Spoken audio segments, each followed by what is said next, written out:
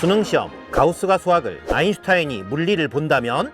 지난번 수학을 잘한다의 진짜 의미 영상에서 수학의 왕 가우스가 수능 수학을 푼다면 어떨지 이야기한 적이 있는데요. 갑자기 수학의 가우스처럼 각 과목을 대표하는 레전드 학자들이 모여 수능 시험을 본다면 어떨까 궁금해졌습니다. 지금부터 스타트합니다. 우선 발표된 2024년도 수능시험 과목을 보겠습니다. 국어, 영어, 수학, 한국사 필수, 사회탐구, 과학탐구, 제2외국어 과목이 있는데요. 학문적인 관점에서 영역을 분류하고 대표적인 학자들을 추려보겠습니다. 국어는 공통과목으로 독서와 문학, 선택과목으로 화법과 작문, 언어와 매체가 있습니다. 문학, 독서에 해당하는 비문학, 그리고 언어 쪽에 해당하는 문법 쪽에서 대표적인 분들을 추려보겠습니다.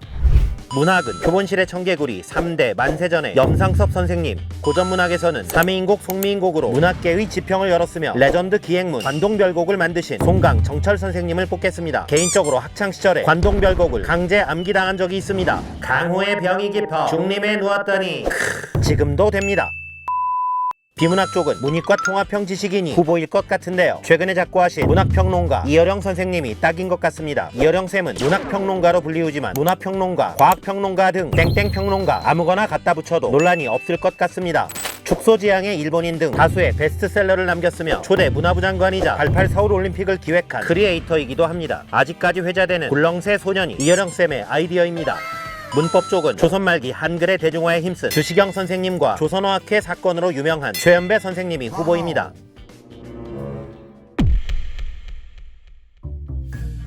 수학은 수능이라는 관점으로 보면 가우스, 오일러, 폰 노이만 이분들처럼 수학의 다방면에 뛰어난 분들이 딱입니다. 이런 분들을 폴리메스라고도 하는데요. 가우스는 한마디로 수학의 왕, 오일러는 교과서의 거의 모든 기호를 만든 분이고 폰 노이만은 프린스턴에서 같이 일했던 아인슈타인도 따라갈 수 없었던 인류 최고의 천재로 불리우는 분이라 세 분 모두 적절한 후보입니다. 영어는 영미문학권에서 유명한 작가나 언어학자가 딱일 것 같습니다. 영미문학권의 대표적인 작가는 대영제국의 문호 셰익스피어입니다. 에리자베스 여왕은 셰익스피어를 인도와도 바꾸지 않겠다 라고 말했다고 전해지며 빅토리아 여왕 시절에는 공무원에게 한 달 휴가를 주면 셰익스피어 작품 5편을 읽고 독후감을 제출하는 셰익스피어 베케이션이라는 제도가 있었다고 합니다. 그만큼 대영제국의 힘은 셰익스피어와 같은 문장가의 필력으로 만들어졌다고 해도 과언이 아닐 것입니다. 영문법의 대명사는 미국의 촘스키입니다. 촘스키는 유한계의 규칙으로 무한계의 문장이 생성된다 라는 변형생성 문법의 창시자입니다. 개인적으로 이 표현이 수학적이라 좋아합니다. 수학도 몇 개의 단어 또는 문장이 and, or와 not, 조건문의 조합으로 명제가 만들어지기 때문입니다. 촘스키는 영미권의 대표적인 언어학자이면서 촘스키 세상의 권력을 말하다 라는 베스트셀러를 남긴 참여하는 지식인이기도 했습니다. 사회탐구는 필수 과목인 한국사를 필두로 하는 역사계열과 지리계열, 일반 사회계열이 있습니다. 한국사는 신채호, 이기백 두 분입니다. 단재 신채호 선생님은 역사를 잊은 민족에게 미래는 없다 라는 역대급 명언과 조선상고사로 한국사에 획을 그으신 분입니다. 어떤 일에도 고개를 숙일 수 없어 서서 세수를 했다는 그의 일화를 들으면 한 번쯤은 서서 세수해보게 됩니다. 이기백 선생님은 1967년 한국사의 길라잡이 한국사 실론을 만들어 한국사의 큰 별이 된 분입니다. 세계사는 헤로도토스와 아놀드 토인비 두 분이 후보입니다. 헤로도토스는 기원전 5세기경 페르시아 전쟁사를 다룬 역사라는 책을 쓴 분입니다. 헤로도토스 이후 역사라는 단어는 보통 명사가 됩니다. 헤로도토스는 이집트는 나일강의 선물이다 라는 말을 남겼습니다. 이집트는 나일강이 주기적으로 범람하면서 땅의 경계가 지워지는 바람에 기하, 지오미추리가 발달할 수 있었습니다. 지오는 땅, 메추리는 측정을 뜻하는 어원입니다. 영국이 낳은 세계적인 역사학자 아놀드 토인비는 30년의 인생작 역사의 연구 12권에서 문명은 생명처럼 탄생, 성장, 쇠퇴, 붕괴한다는 역사 순환설을 주장하였으며 우리에게 역사는 도전과 응전이라는 말로 유명합니다. 한국지리는 김정호, 이중환 두 분입니다. 김정호 선생님은 대동여지도로 조선 팔도를 그린 분입니다. 이걸로 충분합니다. 한국지리학의 대가는 택리지의 이중환 선생님입니다. 이중환 선생님의 택리지는 30대에 당쟁으로 쫓겨난 그가 갈 곳이 없어 전국을 떠돌면서 만든 지리학의 명저서인데요. 단지 지리적인 설명이 아니라 역사적 배경과 지역색을 입지 조건과 함께 설명했습니다. 택리지에서 강추하면 핫불이 되기도 하고 비추하면 쿨불이 되기도 했다고 합니다. 세계지리는 부톨레마이오스, 훔볼트 두 분입니다. 톨레미라는 애칭을 가진 부톨레마이오스는 코페르니쿠스, 갈릴레이의 지동설이 검증되기 이전에 1000년 이상 절대 권력을 가졌던 과학자이자 지리학자입니다. 하지만 천동설 하면 떠오르는 인물이기 때문에 오늘날 과학계의 빌런 같은 이미지가 있긴 합니다. 지리학에서 톨레미 하면 톨레미의 세계지도입니다. 이 지도는 위선과 경선이 표시된 2000년 전에 만들어진 근대적인 지도라고 할 수 있습니다. 톨레미는 지구가 태양을 도는 것은 몰랐지만 지구가 둥글다는 것을 잘 알고 있었습니다. 또 한 분의 위대한 지리학자는 훔볼트입니다. 유명한 언어학자 훔볼트의 동생이기도 한 훔볼트는 남북 아메리카와 시베리아 등을 여행하며 세계의 기후와 지리를 연구한 결과를 코스모스라는 책으로 엮었습니다. 요즘은 칼 세이건의 코스모스가 더 유명하지만 원조 코스모스는 훔볼트입니다. 오늘날 베를린에는 훔볼트 형제의 이름을 기린 훔볼트 대학이 있습니다. 아인슈타인과 막스 플랑크도 훔볼트 출신입니다.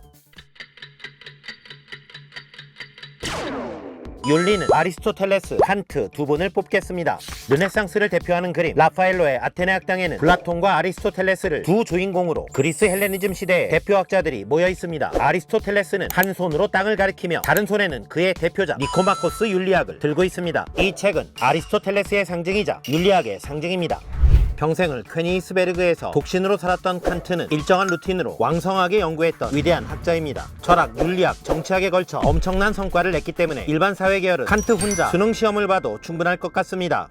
정치와 법은 수능의 단골로 나오는 사회계약설에 홉스, 로크, 루소 중 한 분이나 정의란 무엇인가의 저자이자 하버드 정치학과 교수인 마이클 샌델도 인지도로는 충분합니다. 사회문화는 실증주의 철학, 사회학이라는 용어를 만든 오기스트 꽁트, 공산주의, 사회주의를 만든 칼 마르크스, 프로테스탄트 윤리와 자본주의의 막스 베버가 후보인데요. 두 번째 분이 시험 보긴 힘들 것 같습니다. 경제는 아담 스미스, 케인즈 정도일 것 같습니다. 아담 스미스는 10년간의 대작, 국부론의 저자이며 보이지 않는 손이라는 말로 유명합니다. 20세기의 대표적인 경제학자는 캠브리지 대학의 케인즈입니다. 케인즈는 거시경제학의 아버지이자 케인즈 학파의 시조입니다.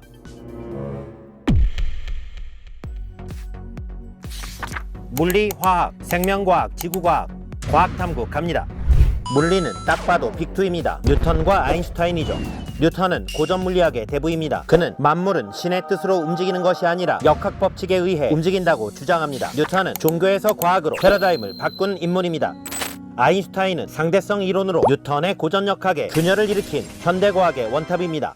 한편 아인슈타인은 신은 주사위 놀이를 하지 않는다 라며 확률을 기반으로 하는 양자역학을 끝내 인정하지 않았지만 오늘날 양자역학은 보편적으로 인정되고 있습니다.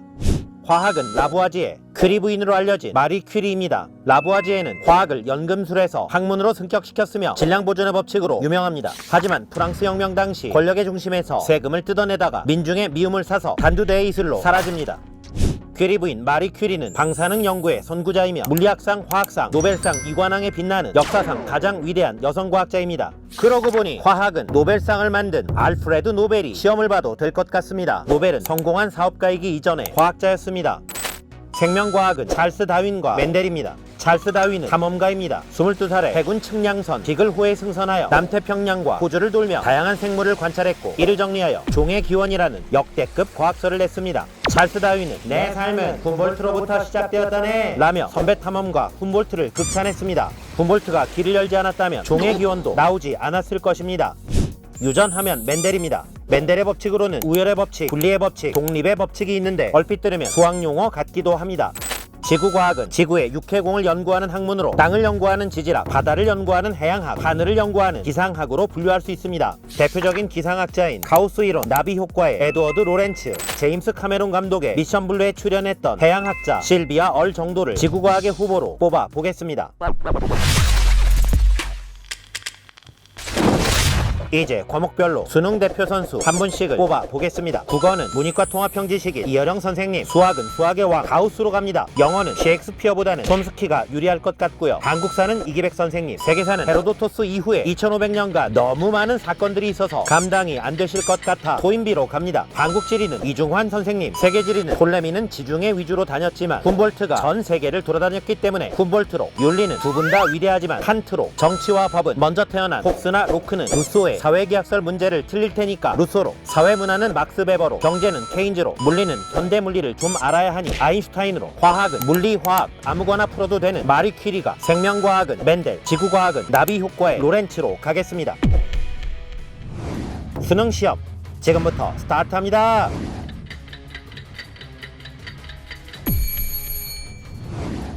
다른 과목은 모르겠고 가우스 선생님의 수학시험지를 확인해 보겠습니다. 집합 문제는 가우스가 살았던 1800년 전후에는 없던 과목이라 거의 틀린 것 같고요. 어떤 문제는 너무 어렵게 풀었네요. 시간 내에 다 풀지 못해서 킬러 문항은 읽지도 못한 것 같습니다. 70점대 예상합니다. 다른 과목의 레전드들도 준비 없이 보면 좋은 점수를 기대할 수 없다는 의견들을 주셨습니다. 물론 가우스가 맘먹고 한 달만 집중해서 공부한다면 수능 만점 정도는 가뿐할 것으로 예상합니다. 수학을 잘한다는 것이 시간 내에 수능 수학을 빠르게 풀어서 스코어를 내는 능력은 아닙니다. 인류 역사상 가장 위대한 문제 해결로 평가받는 페르마의 마지막 정리는 앤드류 와일즈가 7년간 이 한 문제에 매달려서 풀어낸 성과입니다. 그것도 350년간 많은 선배 수학자들의 시행착오를 종합했기 때문에 가능했던 것입니다. 안타깝게도 현재의 수능은 좋은 대학에 줄을 세우기 위한 시험이라 정해진 시간에 많은 문제를 빨리 풀어야 하는 기능적인 시험이고, 생활의 달인처럼 문풀의 달인이 되어야 좋은 점수를 기대할 수 있습니다. 열심히 노력하는데 모의고사 점수가 안 나온다면 실력의 문제가 아니라 최적화된 훈련의 문제입니다. 이 땅의 모든 수험생 가족을 응원합니다. 오늘은 인류 역사상 각 과목별 레전드들을 수능 시험을 빌미로 한자리에 모아본 재미있는 시간이었습니다. 모이신 김에 기념사진 한 장 찍겠습니다. 거기 머리 큰 분 앉아주세요. 훗날 이 사진은 아테네 학당 2로 불리게 됩니다. 지금까지 베티였습니다. 바이.